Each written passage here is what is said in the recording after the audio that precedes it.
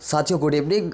तो साथियों पहले सभी ओबीसी के उन अभ्यर्थियों को जो एमपीपीएससी में है, जो 2019 से 2024 तक एमपी पुलिस में, जेल प्रहरी में, शिक्षक भर्ती 2018-2020 वर्ग 1, 2, 3 जितने भी समस्त अभ्यर्थी हैं और पटवारी भर्ती या फिर ग्रुप 5 या अन्य वो सभी भर्तियां जिसमें 13% ओबीसी अभ्यर्थियों को होल्ड किया गया बिना किसी कारण के या किसी कारण दे के, उन सभी अभ्यर्थियों को मैं आज धन्यवाद देना चाहूँगा जो मैं आज 55 जिलों में जिन्होंने ज्ञापन दिया। साथ में कुछ इसमें कुछ संगठन भी है वो, जैसे ओबीसी महासभा, नेयू नेशनल एजुकेटेड यूथ यूनियन, उन्होंने भी पूरा साथ दिया है और उसके साथ साथ कोचिंग संस्थानों ने भी आज ज्ञापन दिया और कई ऐसे अभ्यर्थी पूरे मध्य प्रदेश के 55 जिलों में। हालांकि मेरे पास कुछ अपडेट है, कुछ जिलों के मैंने आपको दिखाने के लिए बताया है, लेकिन मध्य प्रदेश के सभी 55 जिलों में आज ओबीसी के अभ्यर्थियों ने जागरूकता फैलाई है और अपने हक अधिकार के लिए। देखो न्याय कब मिलेगा ये थोड़ा सा डिले होता जा रहा है, लेकिन अब हमको एक काम करना होगा। हमको जो अपनी ताकत है ओबीसी अभ्यर्थियों की जो शोषण हो रहा है उसकी ताकत को एक दिखाना होगा।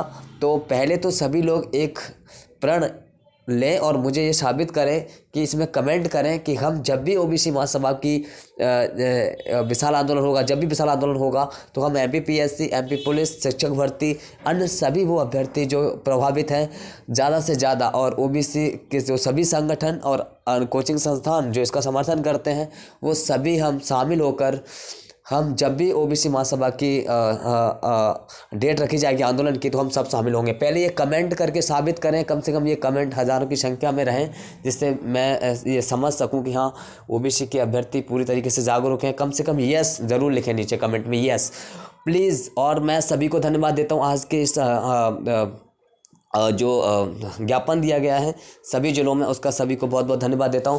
और साथियों हमको अब मजबूती के साथ एक विशाल आंदोलन करना ही पड़ेगा, क्योंकि आज जो जिस तरीके से आज जो सुनवाई हुई आज 6 तारीख को, और उसमें जो है अब अलग अलग जो 26 जो याचिकाएं हैं उन पे जो है सुनवाई होगी, एक अलग अलग सुनवाई होगी और उसकी जो सुनवाई अब 20 जनवरी को होगी। यानी अब आपको और लगभग 1 महीने से ज़्यादा का जो टाइम है वो दिया गया है। एक महीने से ज़्यादा का टाइम जो माननीय हाईकोर्ट ने लिया है, ठीक है। तो अभी भी जो आज जैसे सॉल्यूशन होना था तो आज पूर्णतः सॉल्यूशन नहीं हो पाया। अब 86 जैसे 86 जो अन्य जो प्रकरण हैं ओबीसी कोड से संबंधित उन पे अलग अलग सुनवाई होगी। तो साथियों आपको जब तक आप एकजुटता नहीं दिखाएंगे, जब तक आप पूरी तरीके से ओबीसी की ताकत नहीं दिखाएंगे, तब तक मुझे नहीं लगता कि आपको न्याय मिल पाएगा। तो मैं बारंबार निवेदन करता हूं समस्त अभ्यर्थियों से कि आप इस मैटर को सुलझा लीजिए। 5 साल में जाने कितनी भर्तियां इस 13% के मामले में उलझी हुई हैं, अपने हक अधिकार में उलझी हुई हैं, जैसे आगे की भर्ती में भी आपका रास्ता वो साफ़ हो जाए और ओबीसी को न्याय मिल जाए। तो सभी साथी से विशेष अनुरोध है कि इस इन्फॉर्मेशन को ज़्यादा से ज़्यादा शेयर करें, कमेंट में यस ज़रूर लिखें।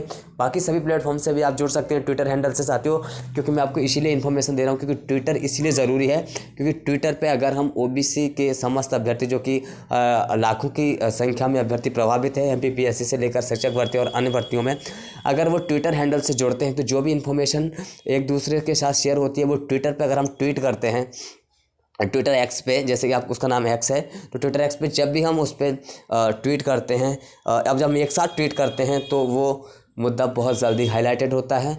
और सोशल मीडिया का सबसे बड़ा प्लेटफॉर्म ट्विटर एक्स है, जिसका नाम एक्स है, आप सबको पता है। तो सभी लोग ज़रूर फॉलो करें एक दूसरे को और जुड़ें एक दूसरे से। साथियों आपको मजबूत होना ही पड़ेगा, नहीं तो अब तक शोषण होता आया है ओबीसी कैटेगरी का और भी शोषण होगा और आगे फिर कोई रास्ता नहीं बचेगा। कम से कम जो मामले उलझे हुए हैं उनको तो पूरी तरीके से सुलझाना चाहिए।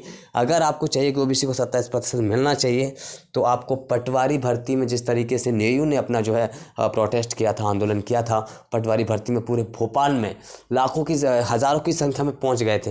हालाँकि उस समय ऐसा ही लग रहा था कि लाखों की संख्या में लोग हैं, लेकिन काफ़ी हज़ारों की संख्या में लोग थे।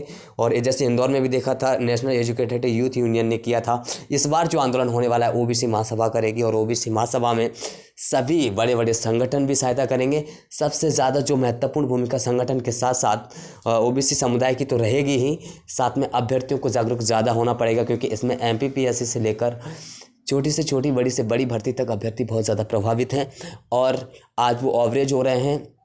और इसके साथ उनके जीवन का बिल्कुल जो है जीवन व्यर्थ होता जा रहा है। मतलब अगर आप मान लीजिए कि अगर इस भर्ती में जिस भर्ती में आप अटके हुए हैं वो आपके लिए एवरेज का टाइम है, अगर इस भर्ती में अगर आपका हो गया तो ठीक है, अगर नहीं हुआ तो आप फ्यूचर अपनी लाइफ में सिर्फ सपने जैसा ही रह जाएगा। आप अपनी लाइफ में सक्सेस नहीं हो पाएंगे क्योंकि आप एवरेज हो जाएंगे अपने इस मुकाम को लेकर। तो साथियों सभी को ज़्यादा से ज़्यादा शेयर करना है इन्फॉर्मेशन, लेकिन यस नीचे ज़रूर लिखना है। और जब भी डेट रखी जाए तो हमको कमर कस लेनी है अपने हक अधिकार के लिए।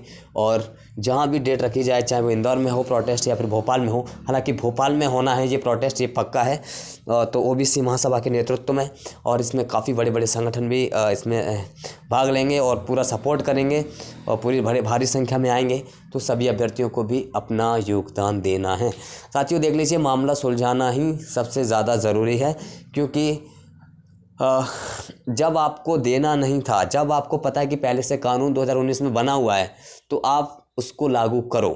अगर कानून नहीं बना होता तो आप 14 दे देते, कोई दिक्कत नहीं थी, उसको ख़त्म कर देते, कोई दिक्कत नहीं। जब आपको देना है, आपको पता है कि 55% के लगभग मध्य प्रदेश में ओबीसी की जनसंख्या है, और आपने नोटिफिकेशन जब पहले से ही ऑलरेडी जो कानून बना हुआ है 27% का 2019 में, जो कि तत्कालीन कांग्रेस सरकार थी, जब तो उसको लागू करने में क्या प्रॉब्लम है? मतलब इस समय कौन रोक रहा है?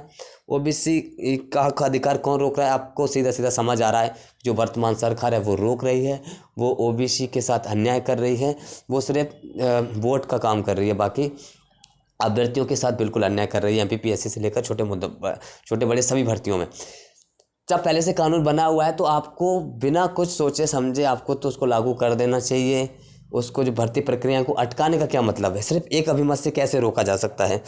साथियों अब आपको आवाज़ उठानी पड़ेगी, आपको जागरूक होना पड़ेगा, और आपको पूरा है इम्पोर्टेंस, पूरी अपनी जो भूमिका है वो देनी पड़ेगी, तभी जाके इसका सॉल्यूशन होगा। साथियों अब आपके पास सिर्फ एक ही पड़ाव है कि ओबीसी महासभा जल्दी ही जब भी डेट रखे, आपको पूरी लगन पूरी मेहनत के साथ अपना योगदान देना है, जंग लड़नी है, जीतना है, ये अपना उद्देश्य रहना चाहिए। और ज़्यादा से ज़्यादा लोगों को जागृत करना ही पड़ेगा, क्योंकि बिना जब तक आप जो जागरूक नहीं करोगे तो तब तक संख्या नहीं होगी, जब तक संख्या नहीं होगी तब तक आवाज़ अच्छी तरीके से नहीं गूंज पाएगी। और ओबीसी की संख्या पूरे मध्य प्रदेश में लगभग 55% है।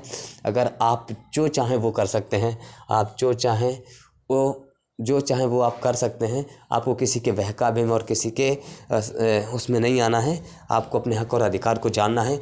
आज मान लीजिए आज लाखों अभ्यर्थी प्रभावित हैं, चाहे वो सभी भर्तियों में, कल को अगर ये चीज़ें भी नहीं रहेंगी तो जाने कितने लाख अभ्यर्थी प्रभावित हो जाएंगे। ठीक है, तो आपको जागना है, समझना है।